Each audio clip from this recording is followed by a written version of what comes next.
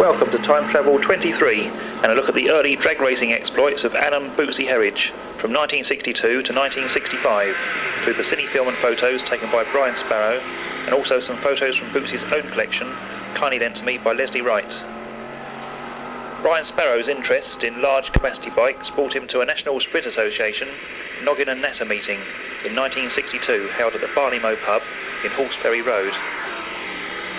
It was here that he met Allan Herridge for the first time, along with Brian Whitty and Robin Evermy, all members of the Highwayman Hot Rod Club.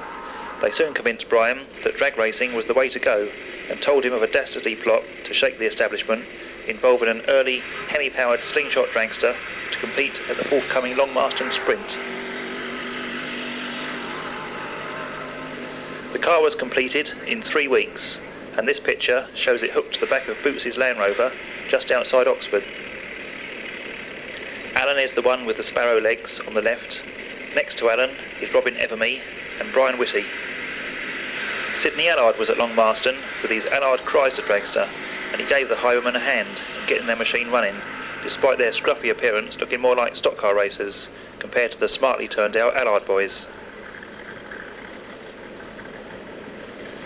While the dragster was the Go project, the Highwaymen also built a show project in 1962, a flathead powered T-Roadster that never actually ran but was towed behind Brian Whitty's ex-London taxicab at the Hayes Carnival. Allan Herridge got the chance to build his own dragster in 1962 when he was given a 1939 Buick Sports Coupe by a guy who couldn't afford to run it. The 5.3 litre straight 8 engine, gearbox, rear axle and wheels were removed and the rest taken to the nearest scrapyard. A 102-inch wheelbase tube frame was designed and knocked up by Allan around these components and fitted up front with a Model B Ford axle, Mercury hydraulic brakes, recentered Fiat Topolino wheels, a 5-leaf transfer spring, Austin 7 steering box and twin-arm friction shock absorber. Allan milled 90 thou from the head and fitted a 30 thou copper gasket, which increased the compression ratio from 7.7 to 1 to 9.7 to 1. The single carb was replaced by 4 1 3/4 inch SUs off a Jag, which Allan picked up for £3 a lot. These were fed by 4 6-volt fuel pumps run off a motorcycle battery. The machine's first outing was the West Essex Car Club Sprint at Debden on March the 31st, 1963. Peter Bartlett was there helping out and can be seen in this picture leaning on the roll bar. Allan's first pass down the quarter mile resulted in an 18.18. You may have noticed 2 Ds on the side of the dragster.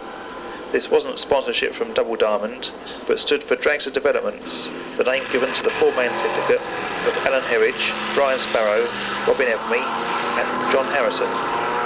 Allan had met John at Heathway Engineering, where he worked. This was also where he got the nickname Bootsie, after turning up for his first day of work in a pair of king-size clodhoppers, which were more suited to the building site he just left than the precision engineering works. Second time out, the DD Buick ran 16.68, knocking 1.5 seconds off its first pass. The team were full of anticipation on the third run, but this time the clocks read 17.19, but they were happy with their first attempts with the car and went home full of ideas for improvements before the DD Buick's next outing at Long Marston in June.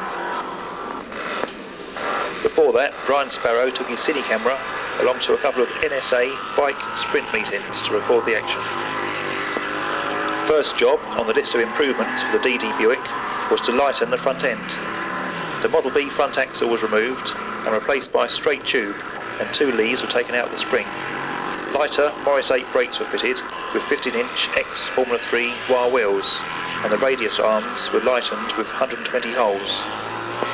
The 650 by 15 Goodyear rear tyres were replaced by 650/15 Dunlops, pumped up to 25 psi.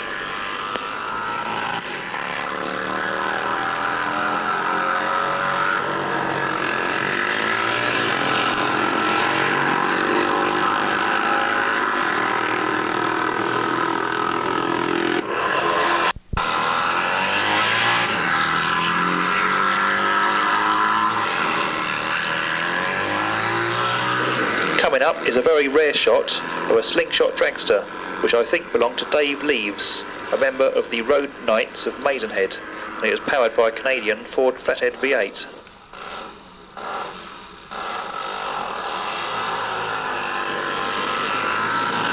This sprint action now was taking place at Ramsey on the Isle of Man. Anyway, back to the DD Buick. It was decided to make up a pressurised fuel system and do away with the 6-volt pumps. The 1.5 gallon steel fuel tank was replaced by a 2 gallon spun aluminium item with a front hand pump, a pressure gauge on the dash, a dumper valve tap in the cockpit and a fuel log on the rocker cover. 6 inches was removed from each exhaust pipe and the head was milled a bit more to give a compression ratio of 11.5 to 1. A full harness from an aeroplane was fitted, replacing the tank seat belt originally installed, and the gear selectors and throttle linkage were modified. With all these modifications, the team couldn't wait to get to the Evesham and District Automobile Club sprint at Long Marston on June the 23rd. The first run was timed over the half mile, resulting in a time of 26.9 seconds.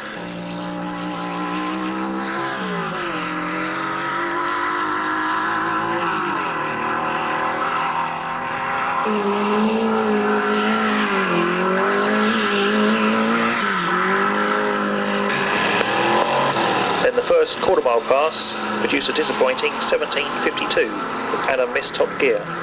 The modified gear linkage wasn't working as well as planned, but Allan knew the engine mods and light and front end were working well as it was accelerating at the hole quicker than ever. So it was back to the pits for a few adjustments as Brian Sparrow filmed some more of the sprint action before making his way to the finish line for some top end shots.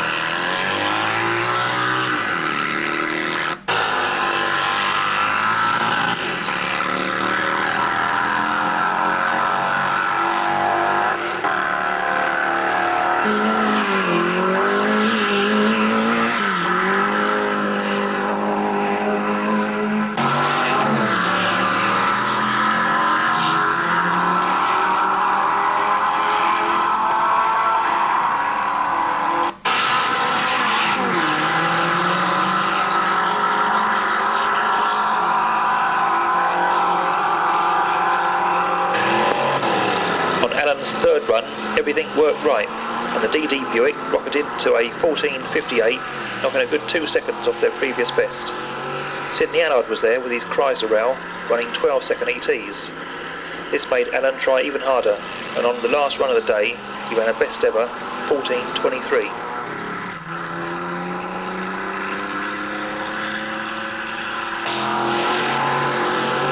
There was a bump at the top end, and if you watch carefully, you'll see Sidney Allard get airborne.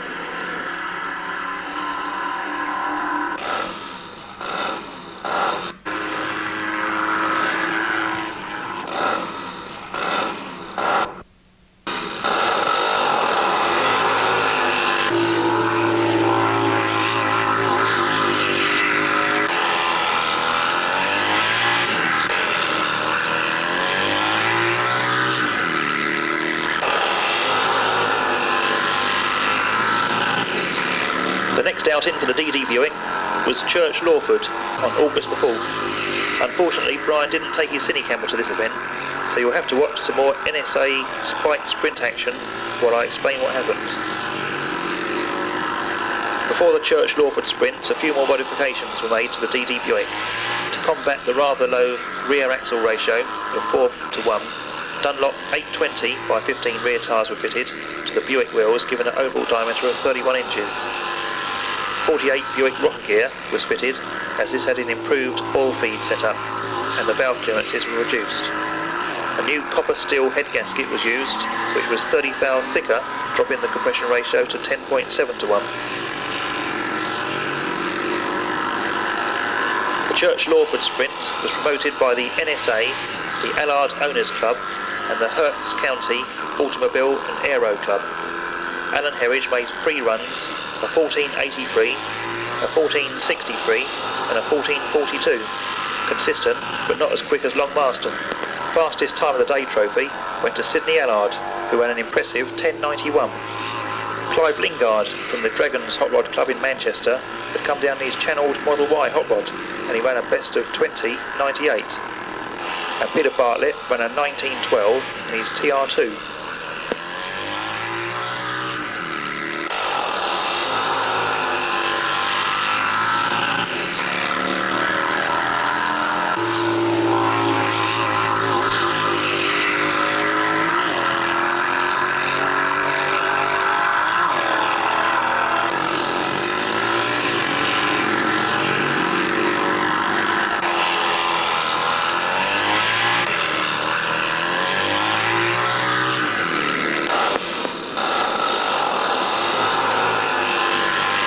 News for 1963 was that Sidney Allard had invited Dante Deuce over from America along with the Moon Eyes gas dragster for a series of match races with his own Allard Chrysler dragster.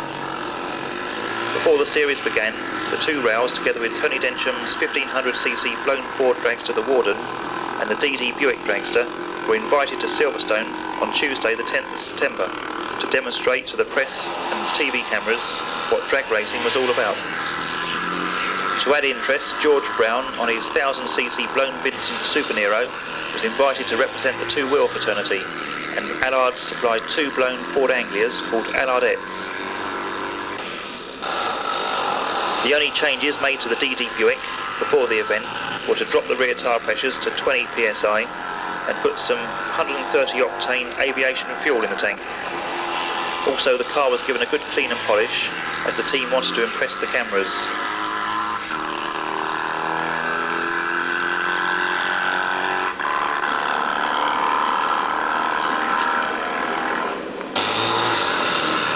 Tuesday the 10th of September turned out to be a wonderfully sunny day. Drag fans were walking around Silverstone with a peculiar glassy look in their eyes. 4 dragsters all in one place and a strip marked out ready to go. The Moon Eyes team were easily recognisable in their smart turnout of white shirts, trousers and Stetsons and yellow jackets with Moon Eyes emblems on the back. Their car was immaculately turned out in peacock yellow and chrome, and all the team were very keen in keeping it smart and clean throughout the meeting. Sidney Allard had certainly laid the meeting on well. Everybody got a smart white folder inscribed Dragsters at Silverstone, containing a 7-page handout describing the meeting, the cars and drivers, plus all the latest information from Revel. The restaurant was open. Coffee, lunch, tea and drinks were served free of charge, and to one side a large table was covered in Revel model kits, who with Mobil Oil were sponsoring the series. At 2 p.m. the meeting got underway. Sidney Allard was the first to light up his rail, which at the time was surrounded by a large crowd.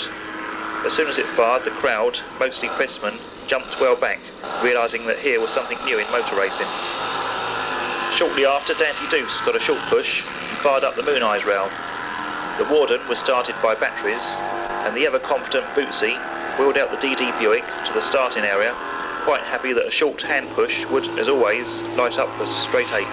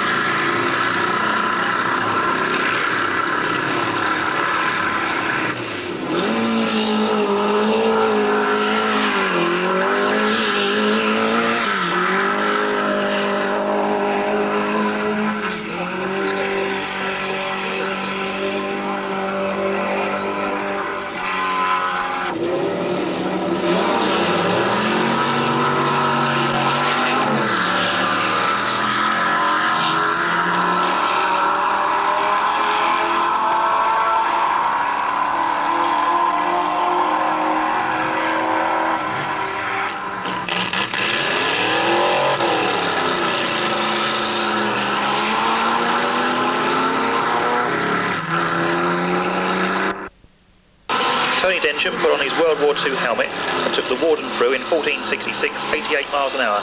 Bootsie ran 14:41 at 97, George Brown ran 11:14, 139, Sidney Allard ran 13:81, 129, then Dante Deuce made plenty of blacky carbon smoke from his petrol burner before lighting up the slicks off the line to get out of shape halfway up, resulting in a disappointing 14:69.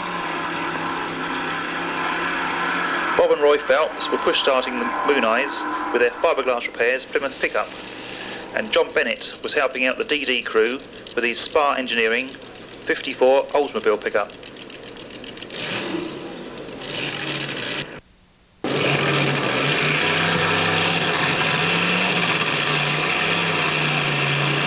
Deuce and Allard lined up for a race, but both cars had problems, Deuce winning in 17 seconds. At this stage, Dean Moon decided that a change of gearing was required, and in 5 minutes flat, he had proved how quick a Hallobrand quick change really is, swapping from 440s to 411s. Another disappointing run was made, as the slicks refused to break traction. George Brown ran an impressive 10:86, 136. Then Herridge raced Densham, who died on the line as Bootsie recorded 14:40 at 97. In an earlier race, Densham had taken the win. Deuce came back out with more air in the slicks and smoked the full quarter, leaving 2 black lines down the Silverstone straight in 9.48 seconds, 167 miles an hour, the quickest and fastest seen so far in Britain.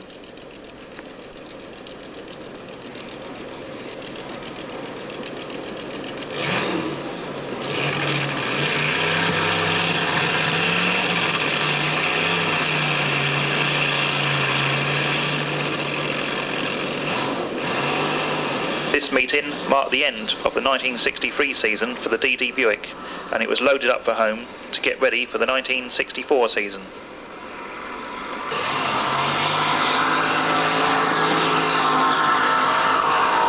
Meanwhile, Brian Sparrow took his cine camera along to Debden on the 22nd of September to film the action at the last round of the Deuce Allard series.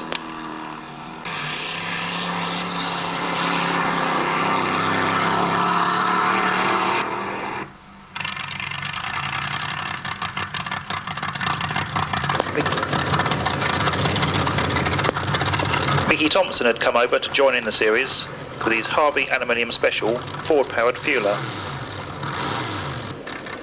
He challenged Deuce to a race at Debden, and the British public witnessed for the first time a race between 2 American dragsters.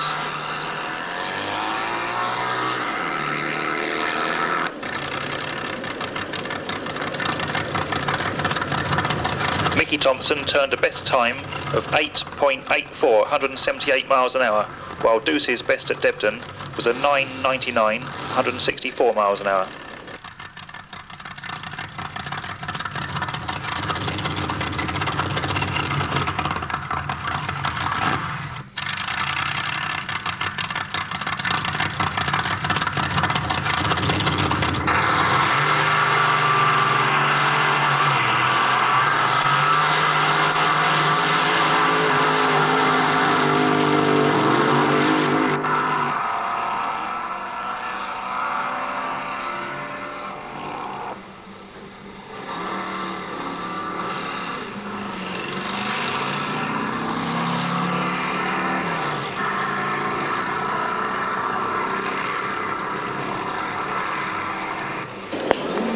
Here Bootsie takes a seat in Moon Eyes.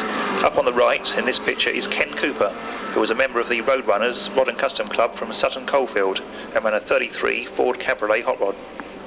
The dragster developments team learnt a lot from the Americans' visit, and first on the list of modifications was a blower. A large ex-government Roots-type cabin blower was purchased from Tottenham Court Road for £12, 10 shillings, and mounted in front of the engine, allowing it to be directly driven from the nose of the crankshaft through a rubber cruciform cushion drive. This location meant moving the fuel tank over the front axle. For carburation, a pair of 2-inch SUs were fitted to the side of the blower.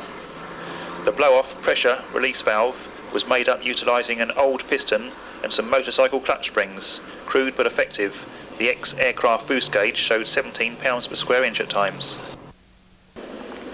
The exhaust system was reduced to 18-inch stubs, and a standard cylinder head was fitted to bring the compression ratio back down to 7.7 to 1.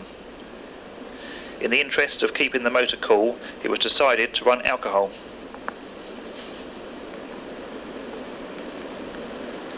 Here Robin Evermy and John Harrison give Allan a push at Ruislip, where they tested the car during the winter months. With all the added weight up front, the team were delighted when the RAC saw the light and allowed dragsters to run without front brakes. The Morris 8 drums were quickly dispensed with. The gearbox was lightened as it was converted to 2 forward speeds only, with a simplified push-pull linkage, which allowed Allan to heave on the handle when the motor ran out of revs.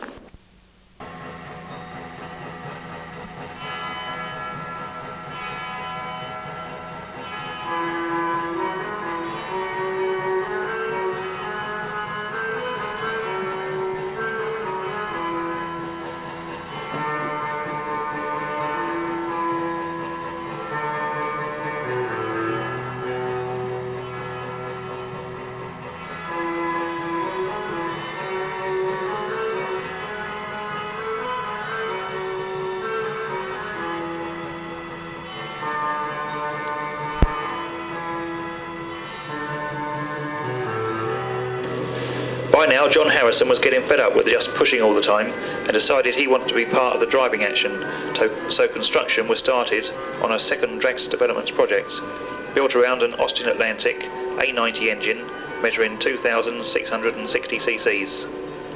The tube frame bore some similarities to the Moon Eyes dragster. A torsion bar front suspension was used and a narrowed Allard rear axle was fitted with Mercury wheels and 650/15 Dunlops.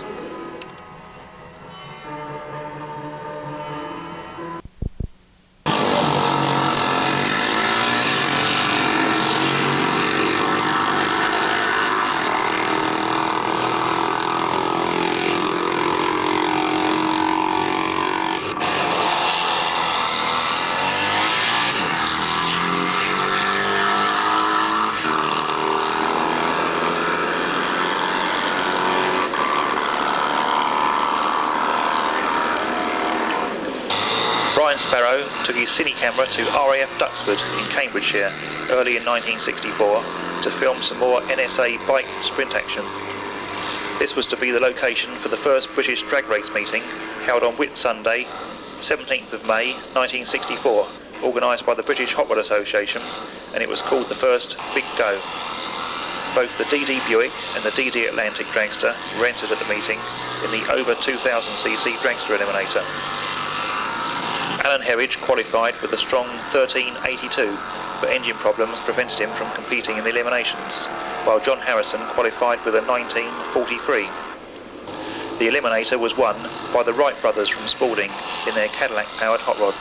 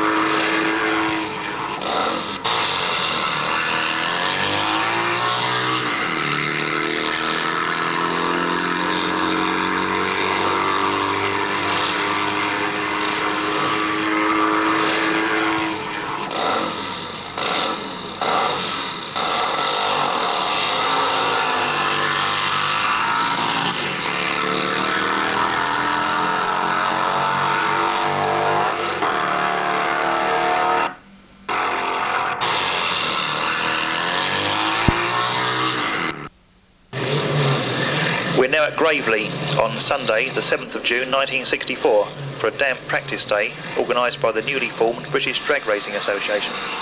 Motor racing journalist Dennis Jenkinson was attempting to beat 12 seconds in the Works Allard Dragon. He had recently bet his well-known beard that the dragster couldn't run under 12 seconds, but at the Big Go, John Hume had run 11.92 in the car. Now Jenks wanted to beat the 12-second barrier himself before any shaving took place.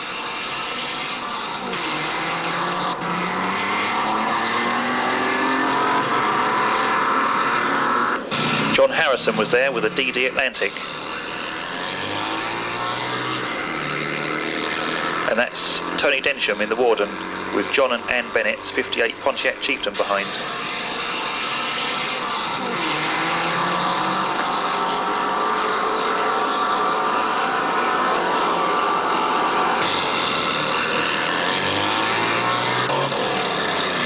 The DD Buick was still experiencing engine problems, so Bootsie had a go in the Atlantic. That's Dennis Jenkinson getting a ride with Maurice Brearley in the Shorrock-blown Vincent sidecar Methanol. Sunday the 9th of August saw the Thames Estuary Automobile Club sprint at Gravely. Peter Bartlett was running high 18s in his 57 Chevy. Stella Farrell in the Cadillac engine Farrelac ran a 20.90 to take top time over the half mile. John Bennett came out with a Moon Eyes hat on and flags to encourage some of the die-hard sprinters to drag race. Pulling round behind the new DD Austin Transporter is the Chaparral Cannonball, which used a Rochester injected 5.4 litre Corvette motor driving all four wheels. John Harrison got the Atlantic down to 15.75, while Allan Herridge, after a few problems, clocked a best ever 13.62. The rear axle on the DD Buick had been narrowed 17 inches, and Dunlop 715 racing tyres were now fitted to the Buick wheels, as they had a wider tread than the old 820s. Also, the rear of the car had been panelled in, and to top the whole thing off, a parachute was now fitted to the roll bar. H. Parkin ran an impressive 12.03 in the Chaparral Cannonball, and Mr. A. Luke ran a 14.18 in his Stingray. John Hume ran fastest quarter-mile time of the day with an 11.42 in the Works Allard Dragon. The other Dragon was run by Jerry Boughton. Brian Sparrow had been invited to a reception to announce plans for the first British International Drag Festival earlier in the year at the Kensington Palace Hotel. This was to be the big event for 1964. No less than 14 American drag racing vehicles came over for the series, which was organised by the British Drag Racing Association and sponsored by the People newspaper.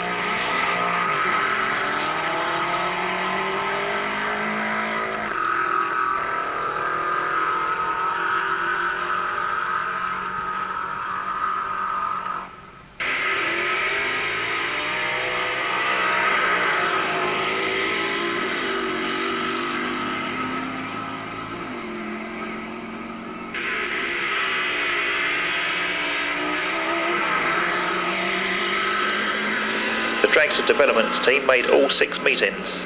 Their Austin van housed the DD Atlantic, while the DD Buick got towed behind on the trailer.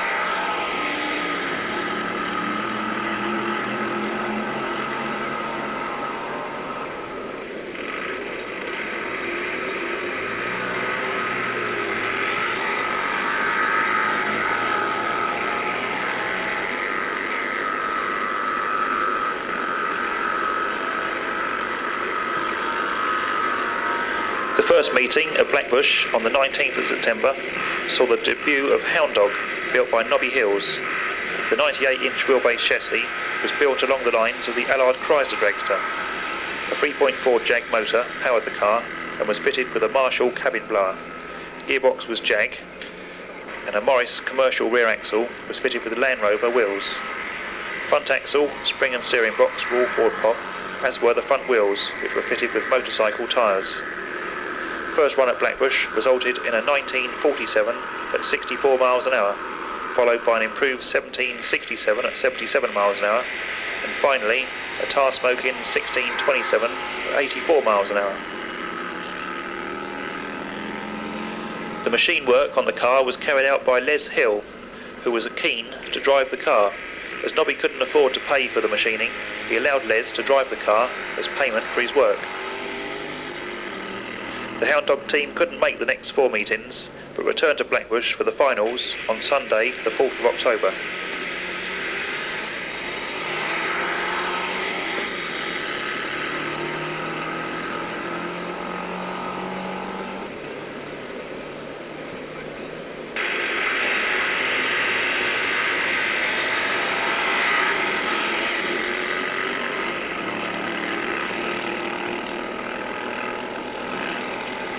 Derek Metcalf made it to the final Blackbush meet with his standard Vanguard powered dragster. The 2-litre Vanguard motor had been brought up to TR2 specifications. Gearbox and rear axle were Volkswagen, mounted backwards and upside down.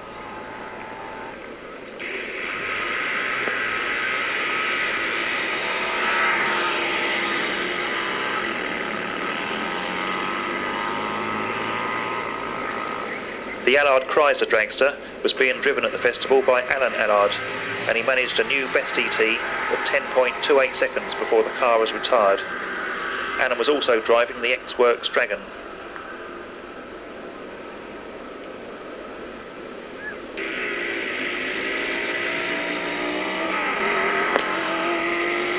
The other Dragon, of Jerry Boughton, had been lent to Dennis Jenkinson to drive.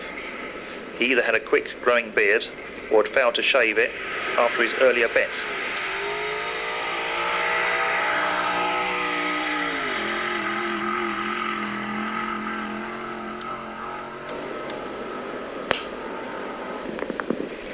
Another Allard car competing at the festival was the Stair Allard, which Sidney Allard had driven in 1949, winning the British Hill Climb Championships. Parked behind the Stair Allard is the Square One dragster of Leon Moss, powered by a pre-war twin overhead cam 1.5 litre Riley motor, fitted with a Shorrock supercharger. The Stair Allard was powered by a German air-cooled V8 and driven by Dave Hooper, who at the first Blackbush meet ran an impressive 15.63.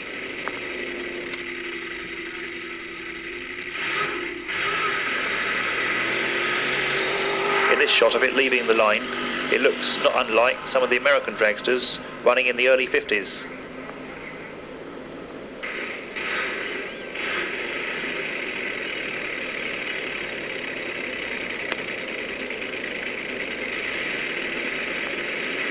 This is Peter Westbury in his 2.5 litre Ferguson Climax P99, which blew everyone's mind when he laid down an 11.01 127 miles an hour.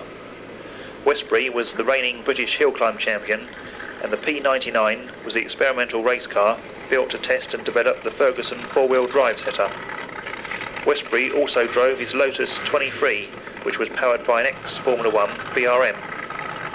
The high-revving Lotus BRM was the fastest sports car with an ET of 12.01, 122 miles an hour. This is the Cooper Buick of Jim Macklin, which ran a 12.56, 112. Alan Burgess bought a Fox go-kart powered by 2 turbonic jet engines.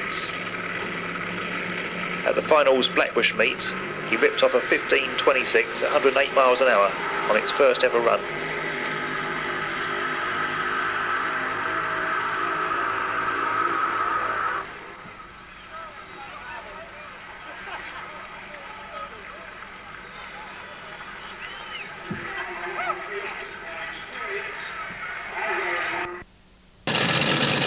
John Harrison ran a best of 15.79 at 81 miles an hour at the first Blackbush meet.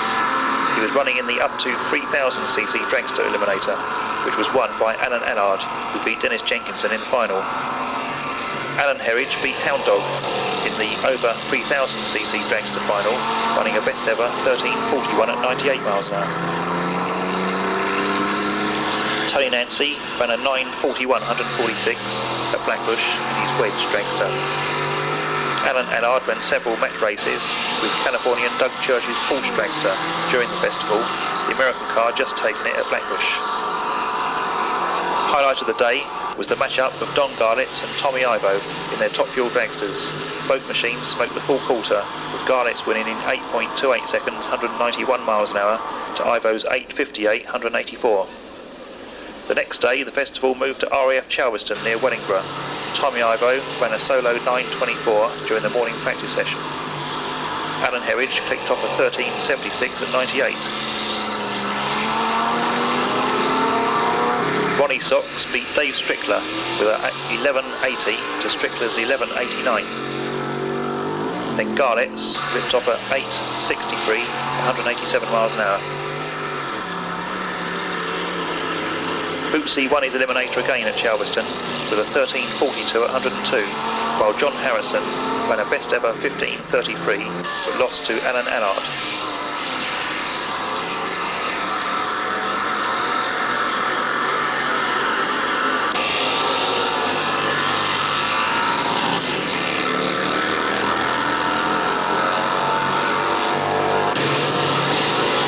Garlett's beat Ivo again in 8.74 seconds to Ivo's 8.98. Both the DD Buick and Atlantic machines ran into problems at the third meeting at RAF Woodvale near Southport.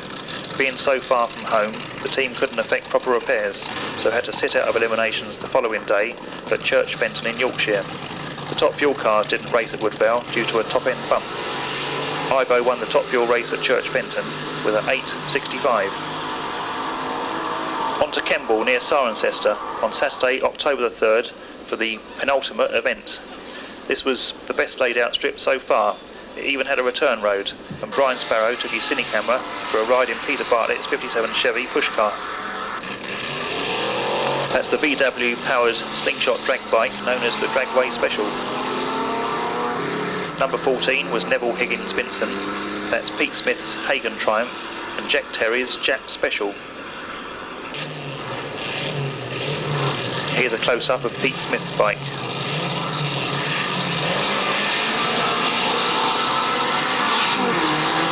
Number 22 was Allan Beaumont's Albo Special.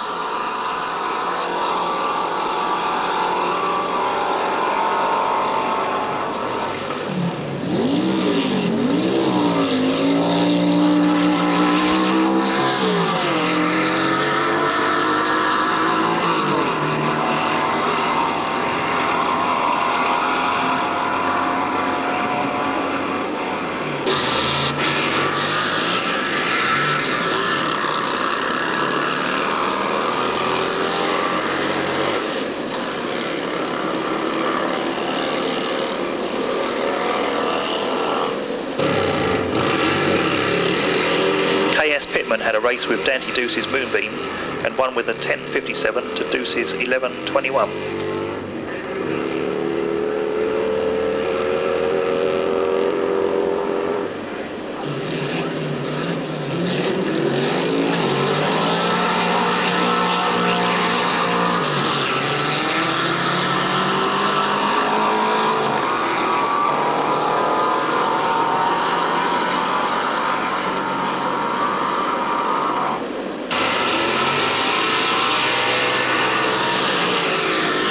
Sox had a handicap start in a race with Doug Church, winning with a 11.84 to Doug's 11.38. John Harrison managed a 15.41 at 84 miles an hour in practice, but his 15.44 in eliminations lost to Leon Moss, who ran at 14.54 in square one. Bootsie lost to Allan with a 14.27 to Allard's 11.65. Garlett's and Ivo come back out for their fourth race of the series. Garlett's made it 3-1 with a winning 8.34 195 miles an hour to Ivo's 8.47 189.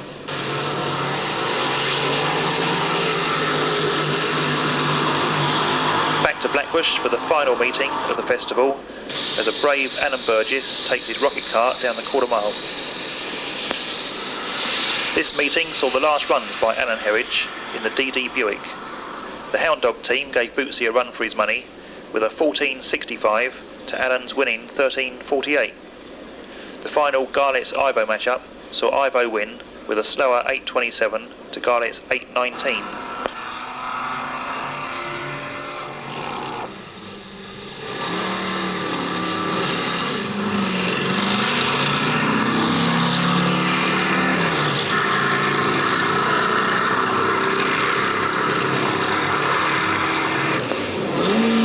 October 1964 saw the Dragster Developments team begin construction of a new dragster to replace the Buick.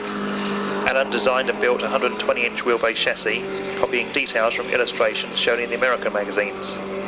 A 331 Cadillac was chosen to power the rail, fitted with Jan's pistons, given a compression ratio of 13:1 for the standard heads. Induction was by 6 Ford Pilot Sodex carbs, which caused a few sleepless nights, getting them all balanced and set up properly. Sparks were provided by a Skintiller Vertex mag, and camshaft was a Shaler brought over by Bob Keith, along with some Mickey Thompson roller lifters. Gearbox was a 48 Buick, converted to 2-speed, and rear axle was a narrowed Mercury with Halibran quick change, fitted with Americans and Firestone slicks from the Moon Eyes dragster. The bodywork was a combination of aluminium panels and a fiberglass tail section made up by Peter Bartlett and sprayed Kingfisher polychromatic blue. Peter Bartlett also did the sign writing on the scuttle top. John Harrison gave the car the Tony Nancy touch by stitching up some black upholstery. Coming up, a rare shot of Jeff Theobald's first Jag Slingshot, fitted with twin rear wheels, which he only ran for a few weeks before building a second rail. This action was taking place at the first Gravely practice meet of 1965.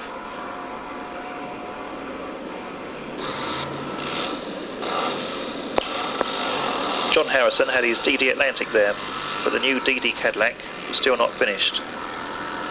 The Atlantic machine had a modified front end and a new 8-port alley head and vertical headers. The old DD Buick was also there, being run by its new owners. The Atlantic was running well at this meeting, equalling John's previous best times, but at the next meeting 2 valves broke, wrecking the engine, which nearly ended John's season, until he found an Austin Healey motor and fitted that for the rest of the year.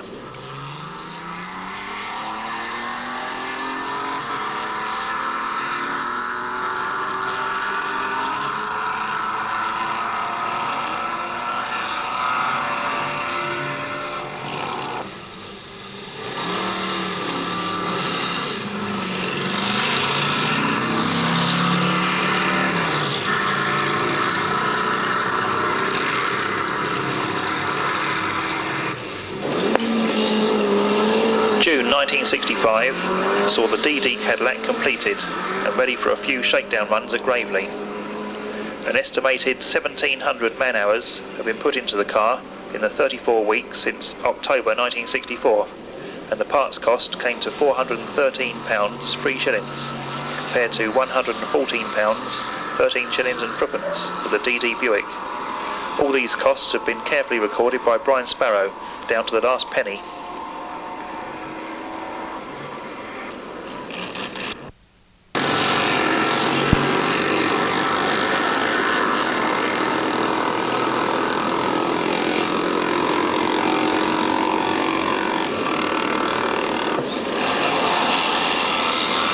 The recently formed Croft Drag Racing Partnership was at Gravely with 3 cars.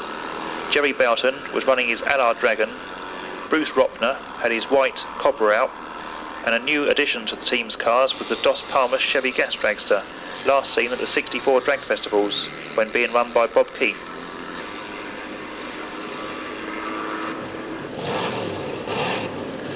The DD Cadillac, which later became known as Pulsation, was entered at the British Hot Rod Association's second Big Go at Duxford in June, and the British Drag Racing Association Vickers Supermarine Drag Race at South Manston in July.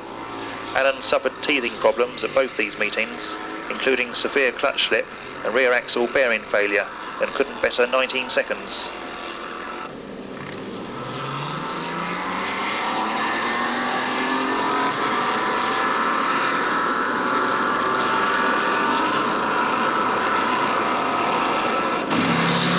By the time the second drag festival came round in September, the DD team had the Pulsation really honking.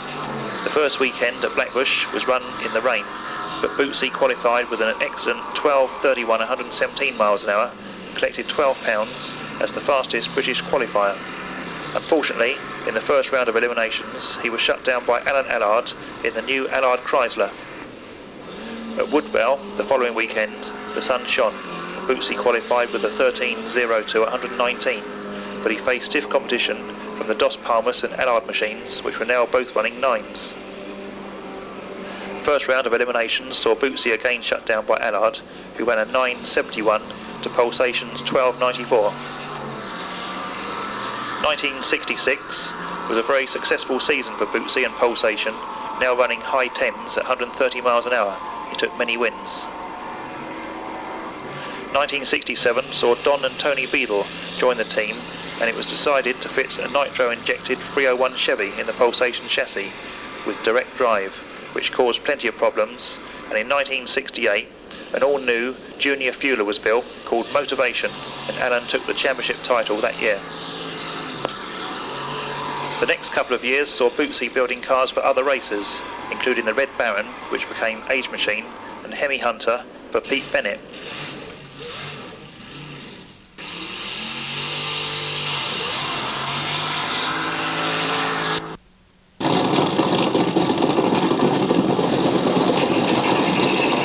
In 1971 saw the start of a long partnership with Roy Phelps, as Allan got to drive the Glowworm Capri funny car.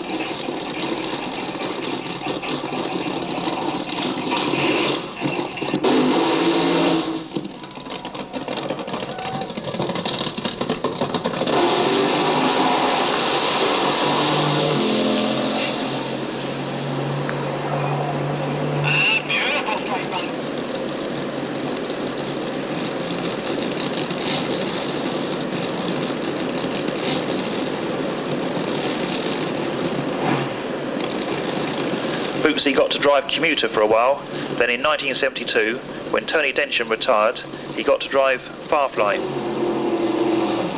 This car became more well known for its far burnouts and ill handling runs than quick times, but it did record a new terminal speed record in 1972 of 218 miles an hour.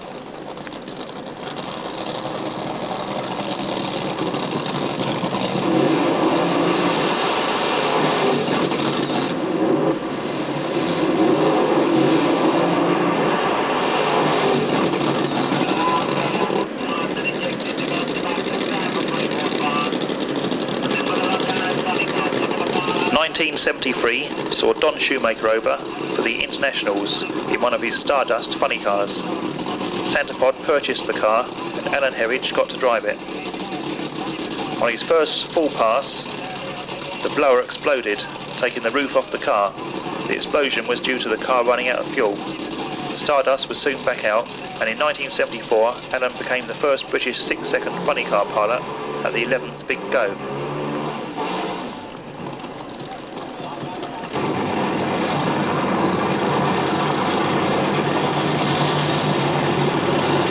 1975 saw a replacement for the aging Stardust funny car as Dale Emery brought over the Chadderton and Okazaki Vega, which became known as Gladiator, and took Allan to many funny car eliminator wins and also a few wild rides.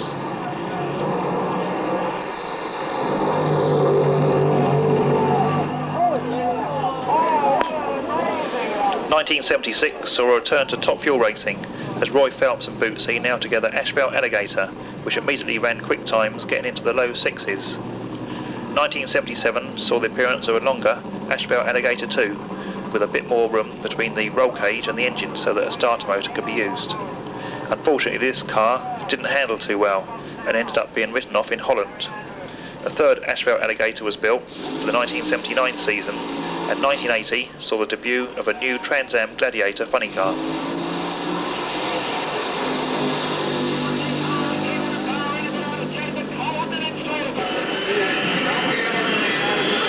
The early 80s saw a growing interest in jet cars.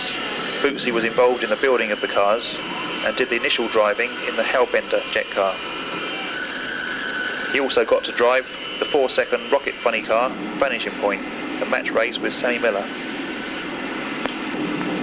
Sunday, November the 6th, 1983, saw Allan Herridge come up to the line in the brand new Midnight Cowboy jet funny car. This was the car's first full pass, and the car sounded strong as Bootsie popped the afterburner a couple of times, then staged in the pit lane. Off the line, the car accelerated strongly as Allan went for a full-bore run. The car twitched a little as it screamed down the track on what looked like a good pass. As the car crossed the finish line, totally without warning, it turned left and slammed straight into the guardrail. The body flew up and the fuel tanks exploded. The force of the spin had sent the car round 180 degrees, putting the driver's side into the guardrail first, and Allan died instantly from head injuries. A memorial service was held at St Peter's Church in Bedford, which was packed to capacity with family, friends, racers and fans.